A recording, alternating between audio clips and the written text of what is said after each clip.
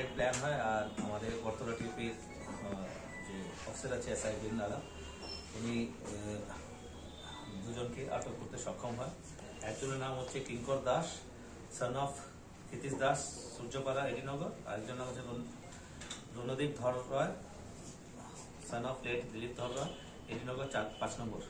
এদের কাছ থেকে 242টা প্লাস্টিক সাসপেক্টেড ব্রাউন সুগারের কোটা পাওয়া যায়, যার মধ্যে 5.28 গ্রামসের অ্যাপ্রক্সিমেটলি ব্রাউন সুগার আছে। ক্যাশ পাওয়া যায় 5,000 টাকা, 2টো মোবাইল পাওয়া যায়, আর 60 নাম্বার ইয়াবা ট্যাবলেট পাওয়া যায়।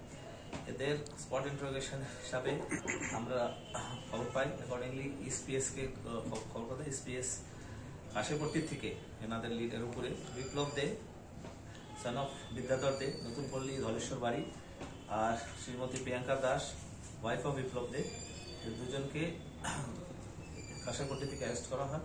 এনাদের কাছ থেকে 12 গ্রাম ব্রাউন সুগার পাওয়া যায়। টোটাল ব্রাউন সুগার এখানে 17.28 গ্রামস, আর ইয়াবা 60, অ্যারাউন্ড 45 to 50,000 এর এখানে মাল আছে। তাছাড়া 2টো বাইক আমরা এর মধ্যে সিজ করেছি। বাইকে ঘুরে ঘুরে এটা ডিস্ট্রিবিউট করতো।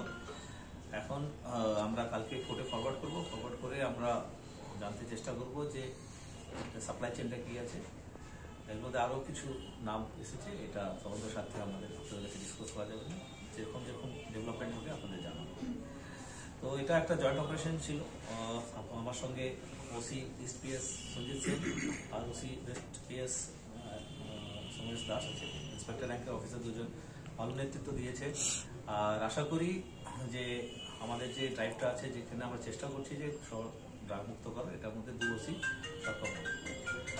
এখন মেইন হচ্ছে যে আমাদের যে সাপ্লাই চেনের মধ্যে যে উপর দিকে কতটা উঠতে পারি, এটার মধ্যে ওসি সাহেবরা নিজেরা সুপারভিশন করে আশা করি নেক্সট স্টেজের মধ্যে যারা আছে তাদের অ্যারেস্ট করতে পারবে। এখন টোটাল আজকে 4 অ্যারেস্ট আছে এই কেসের মধ্যে। কালকে কোর্টে ফরওয়ার্ড করবে, রিমান্ড করে আমরা জানতে পারবো যে এর মধ্যে আর কি ডেভেলপমেন্ট। স্যার, যারা ধরা হয়েছে তাদের প্রাথমিক জিজ্ঞাসাবাদে কি বলে? আরো নতুন কোনো নাম টাম পাওয়া গেছে? কে বা কারা চালাচ্ছে?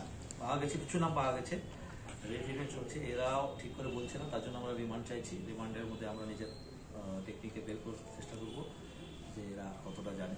ইদানিংকালে মহিলারাও এই কাজের সঙ্গে জড়িয়ে পড়ছে, কি বলবেন এই বিষয়ে? নিশ্চয়ই মহিলারা নেশারও আসক্ত হচ্ছে। তাছাড়া এর মধ্যে যেহেতু যে কোনো বেআইনি কাজের মধ্যে ইজি মানি, সহজে টাকা পাওয়া যায়।